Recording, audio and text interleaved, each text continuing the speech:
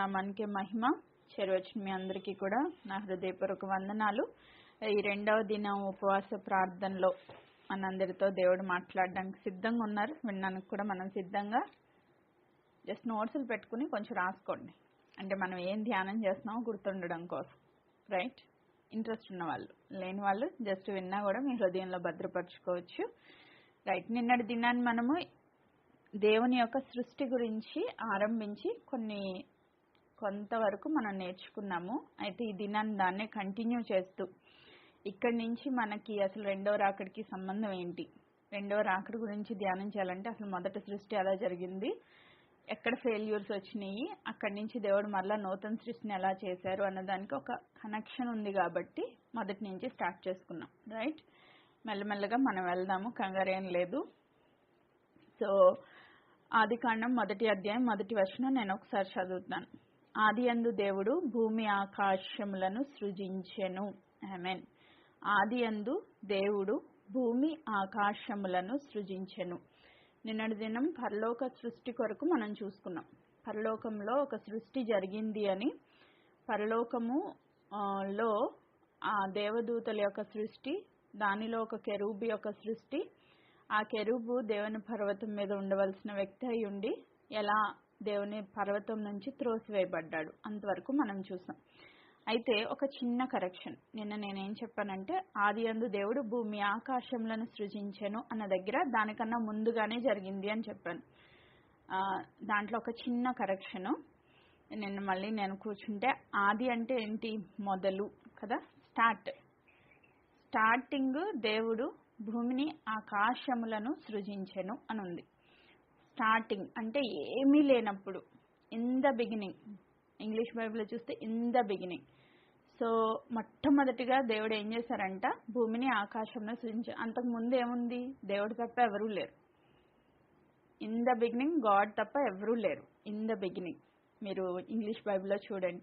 అంటే ఆది యందు దేవుడు భూమిని ఆకాశములను సృజించెను.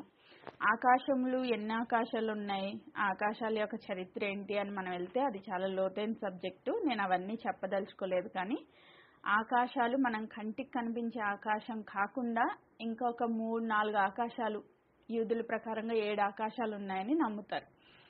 మనము బైబిల్ రిఫరెన్సెస్ ప్రకారంగా మన కంటికి కనిపించే ఆకాశము, తర్వాత సూర్యమండల నక్షత్రాలు ఉండే ఆకాశము, 3వ ఆకాశము, ఆ తర్వాత heaven, the highest place heaven. అంతవరకు మనకి బైబిల్ గ్రంథంలో చాలా క్లియర్గా ఉంది. సో మనం చూస్తే దేవుడు ఆదియందు భూమిని ఆకాశములను సృజించెను. ఆ ఆకాశములలో పరలోక పట్టణాన్ని కూడా దేవుడు సృష్టించాడు. ఓకే, సృజించాడు. అది మనం చూస్తే పరలోక పట్టణం గురించి చాలా క్లియర్గా ప్రకటన గ్రంథం 4వ అధ్యాయంలో మనకు కనబడుతుంది. ఆ పరలోక రాజ్యం ఎలా సృష్టించబడింది, అక్కడ ఏం జరుగుతుంది, అవన్నీ చాలా క్లియర్గా మనకి ప్రకటన గ్రంథం 4వ అధ్యాయంలో మొదటి కొన్ని వచనాలు మీరు చదువుకుంటే చాలా క్లియర్ ఎక్స్ప్లెనేషన్ ఉంది. ఒక్కసారి నేను చదువుతాను. ఇప్పుడు నేను ఎక్స్ప్లెయిన్ చేయను, కానీ ఆ టాపిక్ వచ్చినప్పుడు మనం క్లియర్గా చూద్దాం, జస్ట్ మీకు అర్థం అవడం కోసం. ప్రకటన గ్రంథం 4వ అధ్యాయం మొదటి 3 వచనాలు. ఈ సంగతులు జరిగిన తర్వాత నేను చూడగా, అదిగో పరలోకమందు ఒక తలుపు తెరవబడి ఉండెను, మరియు నేను మొదట వినిన స్వరము భూరధ్వని వలె నాతో మాట్లాడగా వింటిని. ఆ మాట్లాడిన వాడు, ఇక్కడికి ఎక్కి రమ్ము. ఎప్పుడు పైకి వెళ్తేనే కదా ఎక్కి రమ్ము అన్న వర్డ్ వస్తుంది. కిందకి వెళ్తే దిగి రమ్ము అంటారు. ఏదైనా డౌన్కి వెళ్తే దిగి రమ్ము అంటారు. ఇప్పుడు ఎవరన్నా కొండ మీద ఉన్నారనుకోండి, కొండ నుంచి దిగి రమ్ము అంటారు, కానీ ఎక్కి రమ్ము అన్నారు కదా. ఇప్పుడు యోహాన్ గారు ఎక్కడున్నారు? పద్మాస్ దీపంలో పరవాసిగా ఉన్నారు. ఈ పద్మాస్ దీపంలో పరవాసిగా ఉన్న యోహాన్ గారిని ఆ బూరధ్వని వంటి శబ్దము ఏం చెప్తుందంటే ఇక్కడికి ఎక్కి రమ్ము అంటుంది. అంటే పైకి రమ్మని పిలుస్తున్నారు. పైకి రమ్మని పిలుస్తున్నారు. ఎక్కడికి రమ్మని పిలుస్తున్నారు? అదిగో పరలోకమందు ఒక తలుపు తెరవబడి ఉండెను. పరలోకంలో తెరవబడిన తలుపు దగ్గర నిలవబడి ఒక బూరధ్వని వంటి శబ్దము ఆయన్ని పిలుస్తూ ఉందంట. ఇక్కడికి ఎక్కి రమ్ము అంటే అది పైన ఉంది అని మనకి క్లియర్గా అర్థమవుతుంది. సో ఈ హెవెన్, ది హైయెస్ట్ ప్లేస్ ఎక్కడుంది? పైన ఉంది అని అర్థమవుతుంది. నెక్స్ట్, ఇక మీదట జరగవలసిన వాటిని నీకు కనపరచెదను. వెంటనే నేను ఆత్మవశుడనైతిని. అదిగో పరలోకమందు ఒక సింహాసనము వేయబడి ఉండెను. సింహాసనం నందు ఒకడు ఆసీనుడై ఉండెను. ఆసీనుడైనవాడు దృష్టికి సూర్యకాంత పద్మ రాగములను పోలియున్నవాడు. మకరతం వలె ప్రకాశించుచు మేఘధనస్సు సింహాసనంను ఆవరించి ఉండెను. ఇంకిక్కడి నుంచి పరలోక పట్టణంలో ఉన్న ప్రతి ఒక్క పాట గురించి ఎక్స్ప్లెనేషన్ ఉంటుంది. మీరు తర్వాత చదువుకోండి. ఈ పాట వచ్చినప్పుడు నేను దాన్ని క్లియర్గా ఎక్స్ప్లెయిన్ చేస్తాను. అంటే పరలోకం అనేది ఈ భూమి ఆకాశములను సృజించినప్పుడు ఆకాశములలో ఇది కూడా సృజించబడింది. రైట్? అది మనం ఒక్కటి అర్థం చేసుకుంటే చాలు. పరలోక పట్టణం ఉంది, అక్కడ కెరూబులు ఉన్నారు, 24 పెద్దలు ఉన్నారు, లెక్కింప సఖ్యం కాని దేవదూతలు ఉన్నారు, రకరకాల కేటగిరీస్ ఆఫ్ పీపుల్ని అక్కడ దేవుడు సృజించారు. అక్కడ ఒక సింహాసనం ఉంది, దానిపైన దేవాది దేవుడు ఆసీనుడై ఉన్నారు. ఇక్కడ వరకు మనము ఇప్పుడు ఈ రోజు టాపిక్కి సరిపోద్ది. నెక్స్ట్ మనం అక్కడికి వెళ్ళినప్పుడు నేను చూపిస్తాను. ఇంకొక మాట మనం చూద్దాం. 2 కొరింథియన్స్ 2 కొరింథీయులకు రాసిన పత్రిక 12వ అధ్యాయము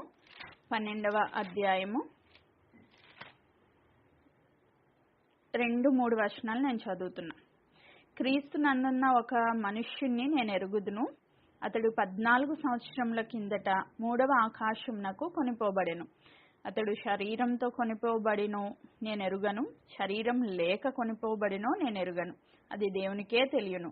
అట్టి మనుష్యుణ్ణి నేను ఎరుగుదును. అతడు పరదేశులోనికి కొనిపోబడెను. వచ్చింప సఖ్యము కాని మాటలు వినెను. ఆ మాటలు మనుష్యుడు పలకకూడదు. సో 3వ ఆకాశమునకు కొనిపోబడెను అన్న మాట అక్కడ మనకి కనబడుతుంది. అంటే థర్డ్ హెవెన్లో ఏముందంట? పరదేశం ఉంది. పరదేశం అంటే ఏంటి? మనందరికీ బాగా తెలుసు. పరదేశం అంటే ఏంటి? మృతులు, యేసుక్రీస్తు ప్రభు నామమందు విశ్వాసముంచి చనిపోయిన మృతులు విశ్రాంతి తీసుకునే టెంపరీ ప్లేస్, గెస్ట్ హౌస్ అన్నమాట. మృతులకు గెస్ట్ హౌస్. సో మీ అందరికి చాలా మందికి తెలుసు. తెలియని వాళ్ళు ఉంటే, ఇప్పుడు మనం అందరము యేసుక్రీస్తు ప్రభు నామమందు విశ్వాసం ఉంచాం. ఒకవేళ మనం సడన్ గా చనిపోతే ఎక్కడ పోతాం? శరీరం మట్టి కాబట్టి శరీరంలో కలిసిపోద్ది. ఆత్మ తాను దయచేయ దేవుని వద్దకు వెళ్తుందని ప్రసంగి భక్తుడు చెప్తున్నారు. ఎక్కడికి వెళ్తుంది ఆత్మ? పరలోక పట్టణం ఇంకా ఓపెన్ అవ్వాల, అందరినీ ఒకేసారి తీసుకెళ్తానని వాక్యం సెలవిస్తుంది. మరి పరలోక పట్టణం ఓపెన్ అవ్వకపోతే ఇప్పుడు నశించిపోయిన ఈ ఆత్మ ఎక్కడికి పోద్ది అని మనం ఒకసారి ఆలోచన చేస్తే పరదేశంలోకి వెళ్తుంది. ఎందుకు అంటే శిలువ మీద దొంగ మారు మనసు పొందినప్పుడు నేడు నీవు నాతో కూడా పరదేశంలో ఉండు అని దేవుడు అక్కడ చెప్పారు. కాబట్టి పరదేశం ఉంది. అది ఎక్కడుందంట? 3వ ఆకాశంలో ఉంది, థర్డ్ హెవెన్లో ఉంది. థర్డ్ హెవెన్ అంటే ఇప్పుడు మనం చూస్తున్నది జస్ట్ ఒక ఆకాశము, దాని పైన ఇంకొక ఆకాశము, ఆ పైన పరదేశం, ఆ పైన పరలోక పట్టణం అనుకుందాం కాసేపు. సో అట్లా భూమి ఆకాశములను దేవుడు సృజించాడంట.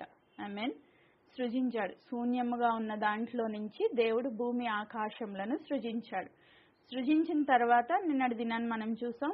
ఒక మంచిగా అలంకరింపబడిన పూర్ణ జ్ఞానంతో నిండిన కెరూబుగా లూసిఫర్ను కూడా దేవుడు సృజించారు. దేవదూతల్ని దేవుడు సృజించారు.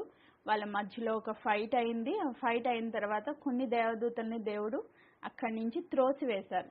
వాళ్ళని ఫాలిన్ ఏంజల్స్ అంటారు, త్రోసివేయబడిన దేవదూతలు. కొంతమంది అక్కడే ఉన్నారు, వాళ్ళని పరిశుద్ధ దేవదూతలు అంటారు. సో మనం చాలా దగ్గర చూస్తాం, గాబ్రియేలు, మిఖాయేలు, వీళ్ళందరినీ చూస్తాం. వీళ్ళందరూ పరిశుద్ధ దేవదూతలు, దేవునికి లోబడి జీవించి దేవుని సన్నిధిలో ఉన్న దేవదూతలు. కొంతమంది త్రోసివేయబడ్డారు, వీళ్ళని దురాత్మలు అంటాము, లేకపోతే త్రోసివేయబడిన దేవదూతలను కూడా అంటారు. ఈ దురాత్మలు ఏం చేసినాయి అంట? వచ్చి సృష్టించబడిన ఆ భూమిని నిరాకారంగా శూన్యంగా చేసి పడేసినాయి. దేవుడి మీద ఉన్న కోపంతో ఆది యందు దేవుడు భూమిని సృష్టించినప్పుడు అది మంచిదిగా చేసినప్పటికీ దాన్ని నిరాకారంగా శూన్యముగా నాశనం చేసిన ఈ దురాత్మలు, అంటే త్రోసివేయబడిన దేవదూతలు. సో అప్పుడు 2వ వచనం చదవాలి. ఇప్పుడు మనం ఆదికాండం 2వ వచనానికి వస్తున్నాం. భూమి నిరాకారంగాను శూన్యముగాను ఉండెను. యాక్చువల్లీ దేవుడు మంచిదిగా, అది సుందరముగా, ఉపయోగకరంగానే దేవుడు చేశారు. కానీ ఎప్పుడైతే త్రోసివేయబడిన దురాత్మలు వచ్చి దేవుడు సృష్టిని పాడు చేయడం మొదలుపెట్టినాయి. అయితే సెకండ్ టైం ఇప్పుడు మనం చూస్తున్న ఈ భూమి ఆకాశం ఇవన్నీ సెకండ్ టైం చేసిన సృష్టి. ఈ సెకండ్ టైం సృష్టి 2వ వచనం నుంచి స్టార్ట్ అయిందనమాట. ఇప్పుడు మనం చూడబోతున్నాం ఈ సృష్టి అంతా ఎలా జరిగింది అన్నది. యాక్చువల్లీ ఈ సృష్టిని దేవుడు ఒక్క రోజులో చేయొచ్చు కదా, 7 రోజులు ఎందుకు పెట్టుకున్నారు? మనం ఒకసారి ఆలోచన చేస్తే ఇలాంటి ఆలోచనలు ఇలాంటివన్నీ మనకి ఎందుకండి? శుభ్రంగా దేవుడు ప్రేమై ఉన్నాడు, వెలుగై ఉన్నాడు, ఇలాంటి ఈజీ వర్డ్స్ హ్యాపీగా చెప్పేసుకోవచ్చు కదా అంటే అదంతా అయిపోయింది. దేవుడు ఇవన్నీ నేర్చుకోవాలని ఆశపడుతున్నారు. కాబట్టి ఒక క్వశ్చన్ దానికి ఒక ఆన్సర్, ఒక క్వశ్చన్ ఆన్సర్ అట్లా చూసుకుందాం ఈజీగా అర్థం అవడం కోసం. అసలు దేవుడు 7 రోజుల్లో సృష్టి చేయాలని ఎందుకు అనుకున్నారు? ఒక్క రోజులో అన్ని కలుగును గాక అంటే కలగవా? అసలు భూమి దానిలో సమస్తం కలుగును గాక అంటే కలగవా? ఎందుకు 7 రోజులు చేయాల్సి వచ్చింది అని గనక మనం ఆలోచన చేస్తే 7 అనేది దేవుని యొక్క సంపూర్ణ సంఖ్య కదా. మనం చాలా చోట్ల చూస్తాం 7 వర్డ్స్, 7 సిలువ మీద మాటలు చూస్తాం, 7 సంవత్సరాలు, 7 సంపూర్ణ సంఖ్య. వారంనకు 7 రోజులు, ఆ వారం సంపూర్ణం చేయబడుతుంది. ఇప్పుడు మీరు కెనడా వెళ్ళినా, యుఎస్ వెళ్ళినా, ఇండియాలో ఉన్నా, ఎక్కడున్నా వారం అనేది ఒక ప్రామాణికంగా తీసుకుంటారు అంతే కదా. ఆదివారం నుంచి శనివారం వరకు ప్రతి ప్లేస్లో ఉంటుంది. ఆదివారం నుంచి శనివారం వరకు వారం లేకుండా కాలమానం అనేది లెక్కించబడదు. దీని ద్వారా దేవాది దేవుడు సృష్టికర్త అని ప్రతి ఒక్కరికి తెలియచేయాలన్నది ఒక రీజన్. దేవాది దేవుడు సృష్టికర్త. ఒక రోజులో చేసేసారనుకోండి, పోనీ ఆదివారం రోజే సృష్టి అంతా అయిపోయింది, మళ్ళీ నెక్స్ట్ డే ఆదివారమే, నెక్స్ట్ డే మళ్ళీ ఆదివారమే, ఒక రోజే కదా ఉంటుంది. అలా కాదు, దేవుడు ఆది సోమ మంగళ బుధ అలా మొత్తం మీద 7 రోజులు సృష్టి చేశారు. మళ్ళీ రీసైకిల్, మళ్ళీ ఆదివారం సోమవారం మంగళవారం వస్తూ ఉంది. ఎందుకు 7 రోజులు చేయాలి అంటే సంపూర్ణంగా సృష్టించబడాలి, కాలమానం ఉండాలి. ఈ వారాన్ని ప్రామాణికంగా చేసుకుని నెలలు వచ్చినాయి, నెలల్ని ప్రామాణికంగా చేసుకుని సంవత్సరాలు వచ్చినాయి, సంవత్సరాలు యుగాలైనవి. సో ఒక్కొక్క దాన్ని సృష్టించడానికి దేవుడు ఒక మెజర్మెంట్గా బేస్గా ఈ వారాన్ని సృష్టించడం జరిగింది. రైట్. సో మొదటి రోజు ఏం చేశారు ప్రభు చూద్దాం. నేను అన్ని లైన్ బై లైన్ చదవను, జస్ట్ మీకు ఒక ఇంట్రొడక్షన్ లాగా చెప్పేస్తాను. మొదటి రోజు ఏం చేశారంట, దేవుడు వెలుగు కమ్మని పలకగా వెలుగు కలిగెను. దేవుడు ఫస్ట్ వెలుగే ఎందుకు చేయాలి? వెలుగే ఎందుకు చేయాలి? భూమిని ఆకాశాన్ని చేయొచ్చు కదా, లేకపోతే పక్షులను చేయొచ్చు కదా, లేకపోతే ఏదైనా చేయొచ్చు కదా, మనిషిని చేసేయచ్చు కదా ఫస్ట్. మనం అట్లా ఒక క్వశ్చన్ వేసుకుంటే ఆన్సర్ వస్తుంది. సో 7 రోజుల్లో సృష్టి ఎందుకు చేయాలంటే సంపూర్ణతకి గుర్తుగా 7, ఆ వారం ఒక ప్రామాణికంగా కాలమాన చక్రాన్ని స్టార్ట్ చేయడం కొరకు దేవుడు 7 రోజులను చేయడం జరిగింది. అది ఒక ఆన్సర్. నెక్స్ట్, వెలుగునే ఎందుకు చేశారు దేవుడు అంటే, ఒకవేళ వెలుగు అనేది లేకపోతే మనం దేన్ని చూడలేం. చీకట్లో సృష్టి అంతా చేసేసినా అంతా చీకటిగా ఉందనుకోండి, ఏమన్నా కనబడుతుందా? ఇది మంచిది అని చెప్పగలమా? ఫస్ట్ వెలుగుంటేనే కదా అక్కడ ఏముందో కనపడడానికి. మనకి వెలుగు లేకుండా వితౌట్ లైట్ ఏమీ చూడలేం మనం. కాబట్టి మొట్టమొదటిగా దేవుడు వెలుగు కమ్మని పలికాడు, వెలుగు కలిగింది, అది మంచిదైనట్టు దేవుడు చూసి చీకటిని రాత్రిని, ఆల్రెడీ చీకటి అక్కడ ఉంది, వీళ్ళు చేసిన విధ్వంసానికి చీకటి ఉంది, ఈ రెండాటిని సెపరేట్ చేశారు. అసలు చీకటి మొత్తాన్ని తీసేయచ్చు కదా దేవుడు, మొత్తం వెలుగే పెట్టొచ్చు కదా అని కూడా మనకి డౌట్ రావచ్చు. అయితే చీకటి వెలుగు ఎందుకు పెట్టారు దేవుడు? డే అండ్ నైట్, డేలో 12 అవర్స్, నైట్లో 12 అవర్స్, కలిపితే 24 అవర్స్. ఒక రోజు 12 గంటలు పగలు, 12 గంటలు రాత్రి.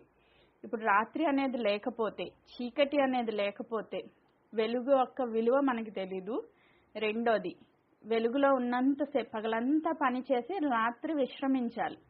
ఒక మనిషి రోజు 24 అవర్స్ పని చేస్తూ ఉన్నాడు అనుకోండి, ఎందుకన్నా పనికి వస్తాడా? ఎందుకు పనికిరాడు. పగలంతా పనిచేసి రాత్రి పడుకోవాలి. మనిషి బాడీకి రెస్ట్ చాలా అవసరం. అది ముందుగానే ఎరిగిన దేవుడు పగలును రాత్రిని రెండింటిని జత కలిపి, మన జీవితంలో సుఖం ఉంటుంది, దుఃఖం ఉంటుంది, ఆ రెండాటిని జత కలిపినట్లుగా ఇక్కడ చీకటిని వెలుగును జత కలిపి ఒక రోజుగా దేవుడు ఏర్పాటు చేశారు. అది మొదటి సృష్టి, మొదటి దినాన్ని చేసిన సృష్టి. ఐ సో ఒక దినం అయిపోయింది. నెక్స్ట్ రెండో దినం దేవుడు ఏం చేశారు? ఆకాశాన్ని చేశారు. అక్కడ ఏమైందంట, మొత్తం అంత విశాలం అంతా కలిసి జలాలతో నిండిపోయింది. భూమి ఉంది, ఆకాశం ఉంది, జలాలతో నిండిపోయింది. అప్పుడు దేవుడు ఏం చేశారంట, పైన జలాల్ని కింద జలాల్ని వేరు చేసేసారంట. వేరు చేస్తే ఒక ఎంటీ ప్లేస్ వచ్చింది. ఆ ఎంటీ ప్లేస్ని ఆకాశం అని పిలిచారు. విశాల ప్రదేశం వచ్చింది, దాన్ని ఆకాశం అని పిలిచారు. సో ఆకాశాన్ని చేశారు రెండో రోజు. మూడవ రోజు ఏం చేశారు? ఆరిన నేల, నీటితో కప్పబడి ఉన్న నేలను సెపరేట్ చేసి సముద్రాన్ని, భూమిని ఫలవృక్షములు పుట్టించేటట్లుగా దేవుడు చేశారు. భూమి పైన ఫలవృక్షాలు కలుగజేశారు మూడో రోజు. సో ముందుగా దేవుడు వెలుగును చేశారు, రెండవదిగా ఆకాశాన్ని సృష్టించారు, మూడవదిగా నీళ్లతో నింపబడిన భూమిని సెపరేట్ చేసి నీటిని, భూమిని, సముద్రాలు, భూమి అని పేర్లు పెట్టారు. భూమి పైన చెట్లు మొలిపించారు. సో చెట్లు వచ్చిన తర్వాత సూర్యుడు, చంద్రుడు ఆకాశంలో జ్యోతులుగా సూర్యుడిని, చంద్రుడిని సో కాలమాన ప్రకారంగా ఉదయము, రాత్రి సెపరేట్ చేయబడడం కోసం ఆ రెండింటిని సృష్టించారు. ఇలా ఒక్కొక్కటిగా మనం చూసుకుంటే సో పక్షులు, సముద్రంలో జలచరాలు, ముందే జలచరాలు చేసేసి సముద్రాన్ని తర్వాత చేశారనుకోండి, పాసిబుల్ అయిద్దా? అవదు. ముందే పక్షులను చేసేసి తర్వాత చెట్లు చేశారనుకోండి, అవి ఎక్కడ కూర్చుంటే వెళ్ళి వాటికి అవకాశం లేదు. కాబట్టి ఒక క్రమ పద్ధతిలో దేవుడు అన్నీ చేసుకుంటూ వచ్చారు. నేను పొద్దున్నే లేసి అన్నం తినేస్తా, తర్వాత బ్రష్ చేసుకుంటా అంటే కుదురుతుందా? లేదు. మనకి ఒక క్రమం ఉంది, లైఫ్ స్టైల్ అనేది ఒకటి ఉంది. నేను ఇలాగే చేయాలి, నా ఇష్టానుసారంగా మధ్యరాత్రి లేచి స్నానం చేస్తా, అన్నం తింటా, అట్లా కుదరదు. ఒక క్రమ పద్ధతి. దేవుడు క్రమముగా ఉన్నవారిని ప్రేమిస్తారంట, ఒక పద్ధతిలో ఫాలో అయ్యే వాళ్ళని బాగా ప్రేమిస్తారంట. ఎందుకంటే దేవుడు కూడా ఒక పద్ధతిగా చేసుకుంటూ వచ్చారు. సృష్టి అంతటిని చూస్తే మనం ఒక్కదాని తర్వాత ఒకటి చాలా క్లియర్గా దేవుడు చేసుకుంటూ వచ్చారు. ముందే సూర్యచంద్రుల్ని పుట్టించేస్తే ఆకాశం లేకపోతే దాన్ని ఎక్కడ పెడతారు? పెట్టలేరు కదా. చాలా క్రమ పద్ధతిలో దేవుడు సృష్టించుకుంటా 6 రోజులు అయిపోయింది. 6వ రోజున ఏం చేశారంట, 5 రోజులు అయిపోయింది, పక్షులు, సముద్ర జలచరాలన్నీ అయిపోయినాయి. 6వ రోజున ఏం చేశారంట, పశువులను, పురుగులను, అడవి జంతువులను చేసేసిన తర్వాత 26వ వచనానికి వచ్చేసరికి దేవుడు మన స్వరూపమందు మన పోలిక చొప్పున నరులను చేయుదుము, వారు సముద్ర చేపలను, ఆకాశ పక్షులను, పశువులను, సమస్త భూమిని, భూమి మీద పాకు ప్రతి జంతువును ఏలుదురుగాక అని పలికెను. సో ఇప్పుడు మనిషిని చేద్దామని అనుకున్నారు ఫస్ట్, ఆ తర్వాత చేశారు. 27వ వచనంలో దేవుడు తన స్వరూపమందు నరుణ్ణి సృజించెను, దేవుని స్వరూపమందు వానిని సృజించెను, స్త్రీని గాను పురుషుని గాను వానిని సృజించెను. ఆమేన్. దేవుడు మైండ్లో మొదటిగా నరుణ్ణి చేయాలని అనుకున్నప్పుడు స్త్రీ పురుషులు ఇద్దరూ ఉన్నారు. కానీ మొట్టమొదటిగా మానవుణ్ణి, నరుణ్ణి చేశారంట. ఎలా చేశారు అన్నదానికి క్లియర్ ఎక్స్ప్లెనేషన్ 2వ అధ్యాయంలో ఇచ్చారు. ఎలా చేశారంట? 7వ వచనం 2:7 దేవుడైన యెహోవా నేల మంటితో నరుణ్ణి నిర్మించి వాని నాసికారంధ్రములలో జీవవాయువును ఊదగా నరుడు జీవాత్మ ఆయను. అసలు మనిషిని చేయాల్సిన అవసరం దేవుడికి ఏంటి? ఎందుకు మనిషిని చేశారు? సృష్టిని ఎందుకు చేశారు? ఇలాంటివన్నీ మనకి క్వశ్చన్స్ వస్తూ ఉంటాయి. తప్పేం లేదు, రావాలి, వస్తేనే మనకు ఆన్సర్స్ దొరుకుతాయి. ఐ మీన్ సో ఇప్పుడు మనిషిని చేయడానికి ఫస్ట్ రీజన్ మనం ఈ బైబిల్లో 3 అధ్యాయాలు బాగా చదివితే మనకు కనిపించే ఒక ఆన్సర్ ఏంటి అంటే, దేవుడు మనిషితో సహవాసం చేయడానికి ఇష్టపడ్డారు. నేను నా పోలిక చొప్పున నా స్వరూపమందు నాలా ఉండే మనిషిని చేసుకుని వాళ్ళతో కలిసి మాట్లాడుకోవాలి, వాళ్ళతో కలిసి సహవాసం చేయాలని ఆయన ఇష్టపడి నా స్వరూపమందు నా పోలిక చొప్పున మన అని ఉంటుంది. అక్కడ మన అంటే తండ్రి, కుమార, పరిశుద్ధాత్మ త్రియేక నామంలో మన అని రాయబడింది. మన స్వరూపమందు మన పోలిక చొప్పున నరుని నిర్మిద్దామని అనుకుని ఫస్ట్ నరుణ్ణి చేశారు. నరుణ్ణి చేసిన తర్వాత మళ్ళీ ఆ నరునిలో నుంచి ప్రక్కటెముకను తీసుకుని స్త్రీని నిర్మించారంట. ఎముక అవసరమైంది దేవుడికి. ఫస్ట్ ఏమో మట్టితో చేసేశారు, తర్వాత ఎముక అవసరమైంది. ఎందుకు ఎముకను తీశారు? డైరెక్ట్గా ఇంకో మట్టి ముద్దను తీసుకుని ఆ అమ్మాయిని చేసేయచ్చు కదా, అవ్వని చేయొచ్చు కదా.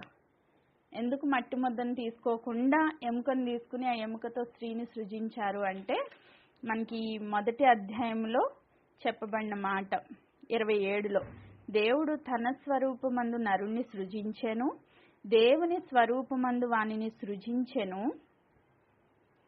స్త్రీగాను పురుషునిగాను. ముందెవరున్నారు? స్త్రీగాను పురుషునిగాను వానిని సృజించెను.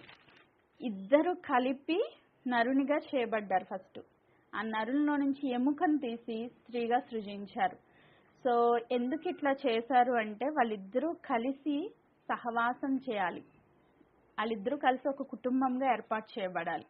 2 ముద్దలు చేశారనుకోండి, వీళ్ళిద్దరూ కలవరు, ఎప్పటికీ కలవరు. సో 2 ముద్దలు చేస్తే ఈ ముద్దలు ఎప్పుడు ముద్దల్లాగే ఉంటాయి. వాళ్ళ మనసు కలవదు, వాళ్ళ యాటిట్యూడ్స్ కలవు, వాళ్ళు కలిసి జీవించలేరు. సో ఇద్దరు వ్యక్తులు కలిసి జీవించడం కొరకు దేవుడు ముందుగానే ఆయన ప్రణాళికలో ఒక నరుని సృష్టించి తన ప్రక్కటెముకను తీసి స్త్రీగా చేశారు. ఇప్పుడు భార్యాభర్తలు కలిసి జీవించడానికి మూలం ఎక్కడుందంటే దేవుని యొక్క సృష్టి. ఆమేన్. సో ఇద్దరు కలిస్తే బిడ్డలు పుడుతున్నారు. ఇదంతా ఒక రహస్యం, దేవుని యొక్క క్రియేషన్. అది ఆయన సృష్టిలో నుంచి వచ్చిన మర్మం. సో ఇప్పుడు వీళ్ళిద్దరూ కలిసి జీవిస్తూ ఉన్నప్పుడు 3వ అధ్యాయానికి వస్తే అసలు దేవుడు వీళ్ళిద్దరిని ఎందుకు చేశారు అని కనుక మనం ఆలోచన చేస్తే, వాళ్ళిద్దరితో కలిసి చల్లపూట దేవుడు ప్రతిరోజు పరలోకంలో నుంచి దిగి వచ్చి ఆ ఏదైనా తోటలో వాళ్ళతో మాట్లాడుతూ ఉండేవాళ్ళంట.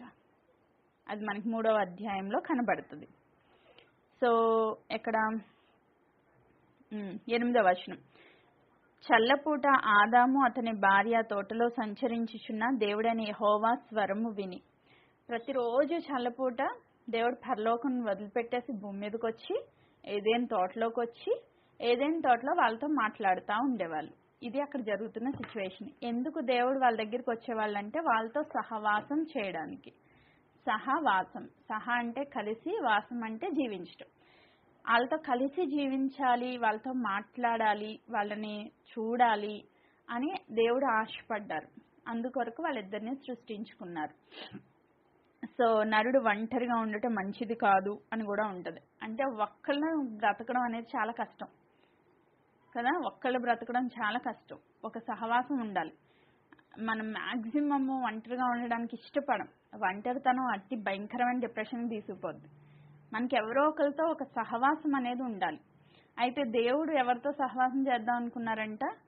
త్రిత్వముగా ఉన్న దేవుడు మనిషితో సహవాసం చేద్దాం అనుకున్నారు. ఆమేన్, ప్రైజ్ గాడ్. సో ఇప్పుడు సహవాసం చేద్దామని ఆయన వచ్చి ప్రతిరోజు మాట్లాడుతున్నారు, వెళ్తున్నారు, వస్తున్నారు, మాట్లాడుతున్నారు, వెళ్తున్నారు. అయితే దేవుడు ఏం చెప్పారు? ఈ ఏదైనా తోటలో 2 చెట్లు పెట్టారు. దేవుడు ఆ 2 చెట్లు మంచిగా పెట్టారా? ఒకవేళ వీళ్ళు పాపం చేయాలని పెట్టారా? దేవుడు చేసిన సమస్తము మేలు కొరకే, మంచిది అని కదా ఉంది వాక్యము. ఆదికాండం 1:31లో దేవుడు తాను చేసినది యావత్తు చూసినప్పుడు అది మంచిదిగా ఉండెను, అస్తమయము ఉదయము కలగా 6వ దినం ఆయను. సో ఇక్కడ ఇంకొక పాయింట్ మర్చిపోయాం. 6 దినాలు అయిపోయిన తర్వాత, మనుషుల్ని సృష్టించిన తర్వాత 7వ దినం దేవుడు ఏం చేశారంట? విశ్రమించారు అని ఉంది. మొదటి వచనాల్లో మనం చూస్తే, ఆకాశము భూమియు దానిలో ఉన్న సమస్త సమూహమును సంపూర్తి చేయబడును, దేవుడు తాను చేసిన యావత్ తన పని 7వ దినంలోగా సంపూర్ణం చేసి తాను చేసిన పని అంతటి నుండి 7వ దినం విశ్రమించెను. విశ్రమించెను అంటే మన భాషలో మనకు అర్థమయ్యేది ఏంటి? విశ్రాంతి తీసుకున్నారు అని కదా. సో అసలు దేవుడు విశ్రాంతి తీసుకోవడానికి ఆయన అలసిపోయాడా? ఇక్కడ మనకు ఒక క్వశ్చన్ రావాలి. ఆయన అలసిపోయాడా? మనకిలా పనిచేసి ఆయన అలసిపోయాడా? ఒకవేళ అలసిపోయాడు అని అనుకుంటే యెషయా గ్రంథము 40వ అధ్యాయము, ఈ మాట ఒకసారి చదువుకున్నాం. యెషయా గ్రంథము 40వ అధ్యాయము 28వ వచనం. 40:28 నేను చదువుతున్నా. నీకు తెలివి లేదా? నువ్వు వినలేదా? భూదిగంతములను సృజించిన యెహోవా నిత్యుడగు దేవుడు, ఆయన సొమ్మసిల్లడు, అలియడు, ఆయన జ్ఞానము శోధించుట అసాధ్యము. ఇక్కడ ఏమనుంది, ఆయన సొమ్మసిల్లడు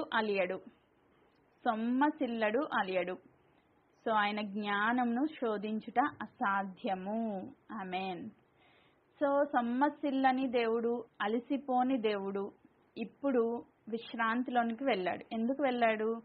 ఇక్కడ మనం ఆలోచన చేస్తే రాత్రి పగలు చేసినప్పుడు ఆలోచించిన విధంగానే దేవుడు మరొకసారి ఆలోచించారు. వారమంతా పని చేస్తాం, ఒక్క రోజైనా రెస్ట్ కావాలి కదా.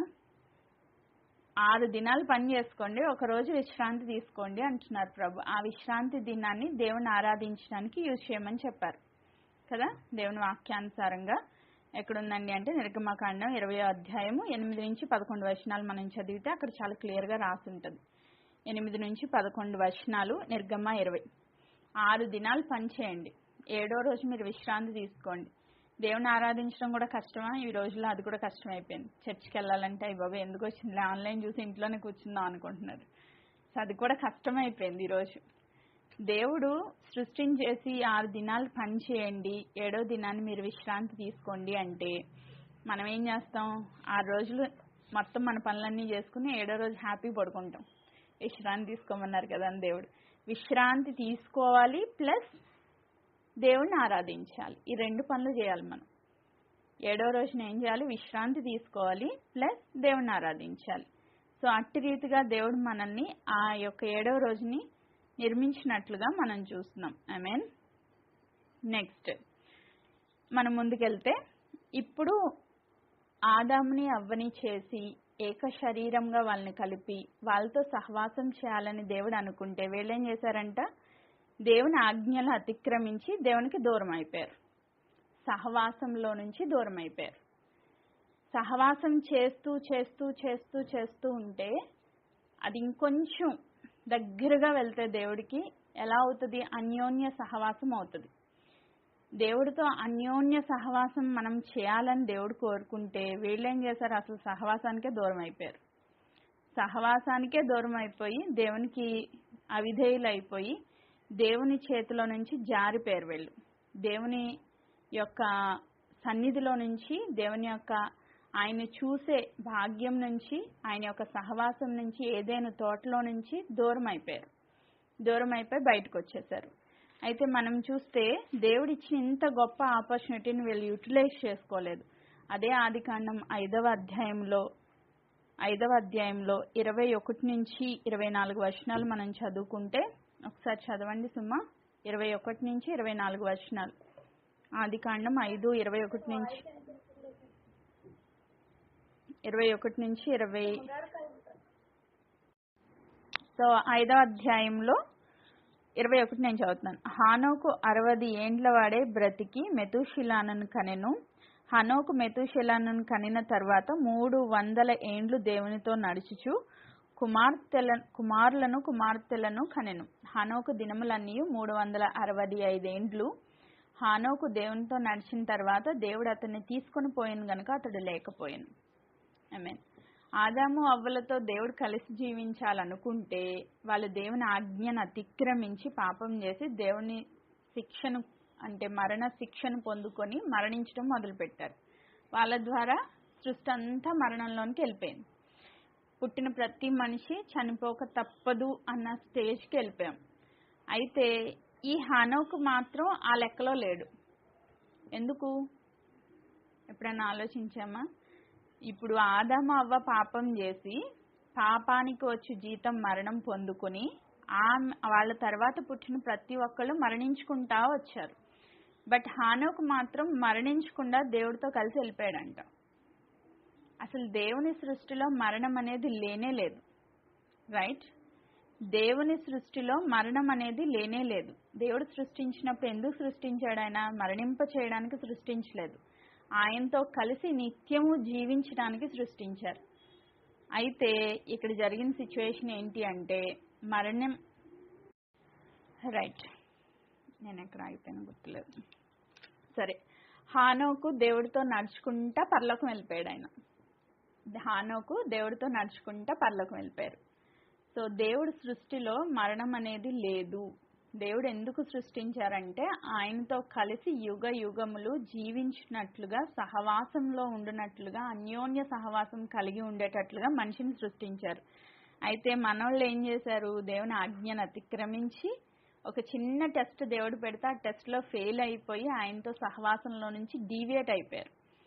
ఇప్పుడు మనం అందరికీ మరణం అంటే భయం. రేపు చనిపోతున్నావు నువ్వని చెప్తే రాత్రంతా నిద్ర పట్టదు. ఎందుకు నిద్ర పట్టదు? మరణం అంటే భయం. ఎందుకంత భయం వస్తుంది అంటే మరణించిన తర్వాత ఎక్కడ పోతామో మనకు తెలియదు కాబట్టి. నిజంగా ఇప్పుడు నేను రేపు పొద్దున్న ఢిల్లీగా వెళ్తున్నాను, ఫలానా వాళ్ళ ఇంటికి వెళ్తున్నాను అని నాకు తెలుసు, ఎవరో వాళ్ళు నాకు తెలుసు క్లియర్గా, అంత డీటెయిల్స్ నాకు ఉన్నాయి. అప్పుడు నేను భయపడతానా? భయపడను. రేపు పొద్దున్న కెనడా వెళ్తున్నాను, అక్కడ ఏం జరుగుతుందో, ఎవరింటికి వెళ్ళాలో, ఏం నా భవిష్యత్తు ఎలా ఉంటుందో తెలియదు. అప్పుడు నాకు భయం వేస్తుంది కదా. అంటే మనకి ఫుల్గా అక్కడ ఉన్న డీటెయిల్స్ అన్నీ తెలిస్తే మనం భయపడం. తెలియదు కాబట్టి మనిషికి ఒక భయం అనేది వచ్చేస్తుంది మరణం అంటే. అసలు ఆ మరణము రావడానికి రీజనే దేవుని ఆజ్ఞను అతిక్రమించడం. ఒకవేళ మనం దేవుని ఆజ్ఞను అతిక్రమించలేదు అంటే, హనోక్ లాగా దేవునితో కలిసి నడుస్తూ ఉంటే, అన్యోన్య సహవాసం కలిగి ఉంటే డైరెక్ట్గా పరలోకం వెళ్ళిపోయారు. ఈయన ఒక్కడే వెళ్ళాడా బైబిల్లో? లేదు. ఏలియా గారు కూడా దేవునితో నడుస్తూ డైరెక్ట్గా పరలోకం వెళ్ళిపోయారు. అంటే ఇక్కడ మనం అర్థం చేసుకోవాల్సింది ఏంటి? దేవుడు ఆయనతో సహవాసం చేసే వాళ్ళని యుగ యుగాలు ఆయనతో పాటు జీవించినట్లుగా తీసుకెళ్ళిపోవాలని ఒక మచ్చుగా హనోక్ గారిని, ఏలియా గారిని మన ముందు ఒక సాక్షులుగా పెట్టారు.